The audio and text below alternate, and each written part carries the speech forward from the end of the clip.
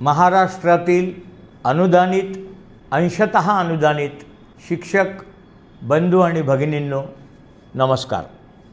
आज श्रीयुत Karl Marx यांचा वाढदिवस आहे। त्यांनी जगाला कम्युनिझम दिला, म्हणजे कामगारांप्रती त्यांची जी श्रद्धा आणि समर्पित भावना होती ती त्या दृष्टीने महत्त्वाची आहे। मला काही कम्युनिझम आवडतो अशातला भाग नाही, मी काही कम्युनिस्ट नाही, परंतु त्यांनी कामगारांबद्दल ज्या समर्पित भावनेतून कम्युनिझम आणला त्या भावनेला माझा सलाम आहे। त्यांना मी आजच्या दिवशी आदरांजली अर्पण करतो। खरं तर 2018 मध्ये बक्षी समितीची स्पष्ट शिफारस आहे की शिक्षकांना 10-20-30 ही आश्वासित प्रगती योजना लागू करा। ती अद्यापपर्यंत का लागू झाली नाही याचं चिंतन आपण जरूर केलं पाहिजे। मी आपल्याला आवाहन करतो की महाराष्ट्रातल्या सर्व विभागांना आश्वासित प्रगती योजना लागू झाली, परंतु शिक्षकांना मात्र झाली नाही। यावर आपण चिंतन करावं, मनन करावं। आपण आता वरिष्ठ वेतन श्रेणी आणि निवड श्रेणी याच्या प्रशिक्षणाबद्दल बोलतो आहोत। मागल्या आठवड्यात मी पुण्याला गेलो होतो। तिथे श्रीयुत वासेकर संचालक यांची भेट घेतली आणि त्यांना असं सांगितलं की आपलं जे सॉफ्टवेअर आहे त्या सॉफ्टवेअरमध्ये अर्ज करत असताना वरिष्ठ वेतन श्रेणी किंवा निवड श्रेणी याचा सेवा कालावधी जो गणला जातो तो शालार्थच्या दिनांकापासून गणला जातो। आता हे शालार्थ सगळ्या ठिकाणी जोडल्या गेल्यामुळे त्याचा मूळ नियुक्ती दिनांक जो आहे तिथून त्याची सेवा ग्राह्य धरल्या जात नाही। त्यामुळे यामध्ये दुरुस्ती केली पाहिजे या सॉफ्टवेअरमध्ये आणि अर्ज करण्याची मुदत वाढवली पाहिजे। त्यांनी दुरुस्ती करतो म्हणून सांगितलं आणि दिनांक देखील वाढवली। ती 4 तारखेपर्यंत केली होती, काल 4 तारीख संपली, परंतु ती दुरुस्ती काही झाली नाही। त्यामुळे अनेक शिक्षक, महाराष्ट्रातले हजारो शिक्षक या प्रशिक्षणापासून वंचित राहण्याची शक्यता आहे, नव्हे ते राहतच आहेत। म्हणून त्यांना न्याय देण्याच्या दृष्टीने मी आता 7 तारखेला पुण्याला जातो आहे। परंतु त्यापूर्वी तुम्हाला काय करायचं हे सांगतो। तुमच्या शालार्थ दिनांक हा आणि सेवानियुक्ती दिनांक याच्यामुळे हा सगळा घोळ होतो आहे। त्यामुळे तुम्हाला एज्युकेशन ऑफिसला अर्ज करायचा आहे की तुमच्या शालार्थमध्ये तुमचा मूळ नियुक्ती दिनांक ॲड करून तो शालार्थ अपडेट करणे।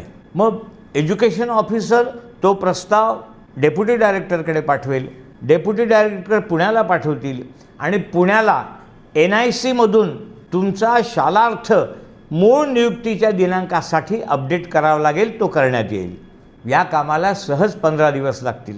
परंतु तुम्ही मी जे सांगितलं तेवढं जरी तातडीने केलं तरी पण पुढे 15 दिवसात हे सगळं मी करून घेऊ शकतो। त्यामुळे आपण तात्काळ आपल्या शाळेमार्फत ज्यांना वरिष्ठ वेतन श्रेणी प्रशिक्षण करायची इच्छा आहे, निवड श्रेणी प्रशिक्षण करायचं आहे, त्यांनी तुमच्या शाळेमार्फत तुमच्या शालार्थाला तुमचा मूळ नियुक्ती दिनांक जोडण्याचा प्रस्ताव शिक्षणाधिकाऱ्याकडे सादर करा। तो उपसंचालकाकडे आपोआप येईल आणि एक 7-8 दिवसानंतर उपसंचालकाकडे जेवढे प्रस्ताव आले आहे तेवढे प्रस्ताव सगळे घेऊन मी पुण्याला जाईल आणि NIC मधून तुमची दुरुस्ती करून देईल। म्हणजे मग आता तुम्ही प्रशिक्षणापासून वंचित राहिले असा याचा अर्थ होतो का? मुळीच नाही। MCERT साधारणतः हे प्रशिक्षण 11 जून ते 15 जूनपासून सुरू करणार होती।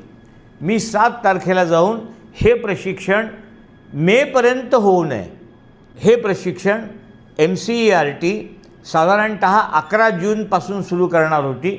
म्हणजे अजून 1 महिन्याचा कालावधी आहे।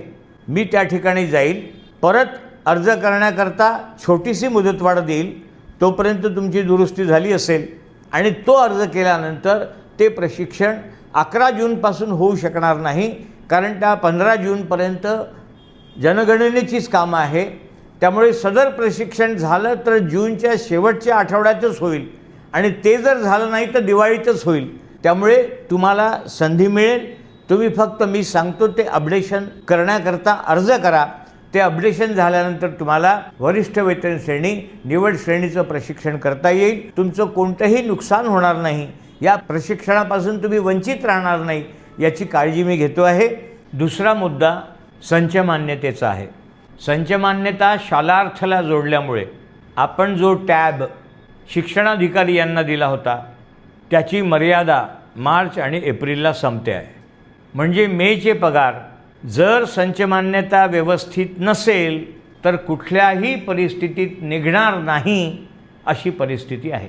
त्यामुळे अमरावती विभागातील सर्व शाळांना माझी विनंती आहे की ज्यांना मार्च आणि एप्रिलचा पगार करण्याकरता ईओ टॅबची गरज पडली त्यांनी आपल्या संचमान्यता ज्या ज्या स्तरावर दुरुस्त करता येतील त्या त्या स्तरावर दुरुस्त करून घ्या.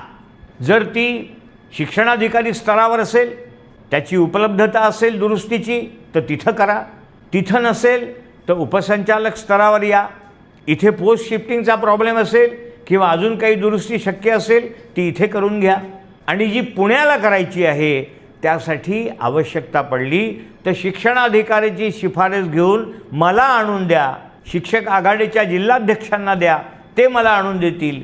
मी पुण्याला बसून तुमची दुरुस्ती करून घेईन. परंतु कुठल्याही परिस्थितीत मेचे पगार संचमान्यता दुरुस्ती नसेल तर निघणार नाही ही खूणगाठ मनाशी बांधून घ्या आणि आवश्यक ती उपाययोजना तात्काळ करा ही तुम्हाला नम्र विनंती आहे. तुर्तास एवढेच. तुम्ही फक्त पाठीवर हात ठेवून लढ म्हणा. मी लढतोय. धन्यवाद.